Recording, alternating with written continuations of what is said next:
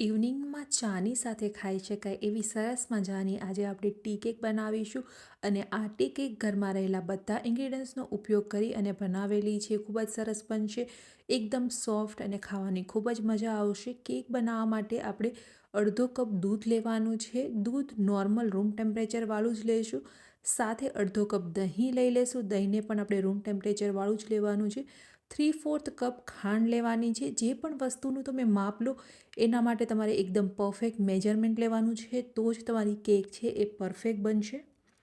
હવે આ બધી વસ્તુને આપણે મિક્સ કરી લઈએ. અહીંયા મેં ખાંડ છે એ દળેલી લીધેલી છે, તો તમારે ખાંડને દળી અને ત્યારબાદ 3/4 કપ લેવાની છે. 1 અને 1/4 કપ ઘઉંનો લોટ લઈ લેશું. તો જે કપથી તમે બાકીના ઇન્ગ્રીડિયન્ટ્સનું માપ લીધેલું છે એ જ કપથી તમારે ઘઉંના લોટનું માપ લેવાનું છે. બેકિંગ સોડા, બેકિંગ પાવડર અને વેનીલા એસેન્સ એડ કરી દઈએ અને સાથે અહીંયા આપણે 1/4 કપ તેલ એડ કરવાનું છે. હવે બધી જ વસ્તુને મિક્સ કરી લઈએ. બેટરને વધારે ઓવર મિક્સ નહીં કરીએ, કારણ કે ઓલરેડી એમની અંદર આપણે બેકિંગ સોડા અને બેકિંગ પાવડર એડ કરેલા છે. જો તમે ઓવર મિક્સ કરશો તો આપણી કેક એકદમ સોફ્ટ અને ફૂલેલી નહીં બને. એટલા માટે એ વાતનું તમારે ખાસ ધ્યાન રાખવાનું છે. અહીંયા મેં ઘઉંના લોટનો ઉપયોગ કરેલો છે અને એકદમ હેલ્ધી વર્ઝન બનાવેલું છે. તમે મેંદાનો પણ ઉપયોગ કરી શકો છો, અથવા તો અડધો મેંદો અને અડધો ઘઉંનો લોટ તમે ઉપયોગ કરી શકો છો. આ કેકમાં હું બદામનો ઉપયોગ કરું છું. બદામને આ રીતે આપણે કટ કરી લઈએ અને થોડો લોટ એડ કરી અને એમને લોટની મદદથી કોટ કરી લેવાની છે અને ત્યારબાદ આપણે બેટરની અંદર એડ કરીશું. જો તમે અહીંયા ડૂટી ફૂટી અથવા તો ચોકલેટ ચિપ્સ એડ કરતા હોય તો એ પણ વસ્તુને તમારે લોટની અંદર કોટ કરી લેવાની છે, જેનાથી ડ્રાયફ્રૂટ છે એ નીચે નહીં બેસે અને આપણી કેકની અંદર ઇવન રીતે સ્પ્રેડ થઈ જશે. મિક્સ થઈ જાય ત્યારબાદ આપણે એને કેક ટીનમાં ટ્રાન્સફર કરી લઈશું. તો આ રીતનું જે સિલિકોનનું મોલ્ડ આવે છે એ મેં લીધેલું છે. તમે નોર્મલ કેક ટીન લેતા હોય તો એમને તમારે નીચે બટર પેપર રાખી અને ત્યારબાદ કેકને બેક કરવા માટે મૂકવાની છે. આજે આપણે જે કેક બનાવવાના છીએ એ ઓવનમાં નથી બનાવવાના, ગેસ પર જ બનાવીશું.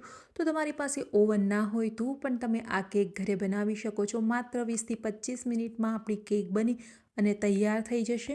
અહીંયા કેકના બેટરને મેં મોલ્ડમાં ટ્રાન્સફર કરી લીધું છે.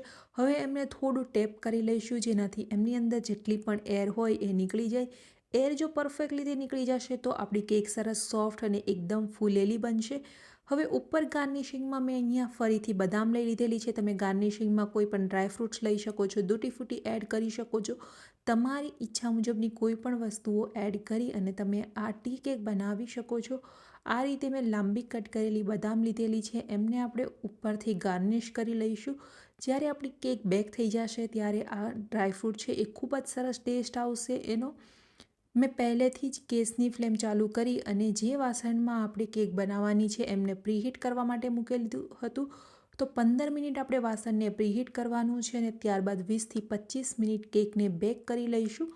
ગેસની ફ્લેમ મીડિયમ રાખીશું અને મીડિયમ ફ્લેમ પર કેકને બેક કરવાની છે. અને અહીંયા તમે જોઈ શકો છો આપણી કેક એકદમ પરફેક્ટ બની અને તૈયાર થઈ ગઈ છે. થોડી ઠંડી થાય એટલે કેકને ડિમોલ્ડ કરી લઈશું. અહીંયા સિલિકોન મોલ્ડ છે એટલે બહુ જ ઇઝી રીતે આપણી કેક છે એ ડિમોલ્ડ થઈ જશે. જ્યારે તમે કોઈ ગેસ્ટને ઇન્વાઇટ કરતા હોય ત્યારે પણ તમે ઇવનિંગના સ્નેક્સમાં ચા સાથે આ ટી કેક બનાવી શકો છો. અને તમે જોઈ શકો છો એકદમ સરસ આપણી કેકનો કલર આવ્યો છે. બંને બાજુથી છે એ ચારે બાજુથી ખૂબ જ સરસ રીતે બેક થઈ ગઈ છે. કલર પણ એકદમ પરફેક્ટ આવ્યો છે. હવે આપણે એમને પીસીસમાં કટ કરી લઈશું. અને જો તમને રેસીપી પસંદ આવી હોય તો કમેન્ટ કરવાનું બિલકુલ ભૂલતા નહીં, અને વિડીયો પસંદ આવ્યો હોય તો વિડીયોને શેર કરવાનું ભૂલતા નહીં. હજુ સુધી ચેનલને સબસ્ક્રાઈબ નથી કરી તો જલ્દીથી સબસ્ક્રાઈબ કરી અને બાજુમાં રહેલા બેલ આઇકન પર ક્લિક કરી દો, જેનાથી તમને ડેલી નોટિફિકેશન મળતી રહે.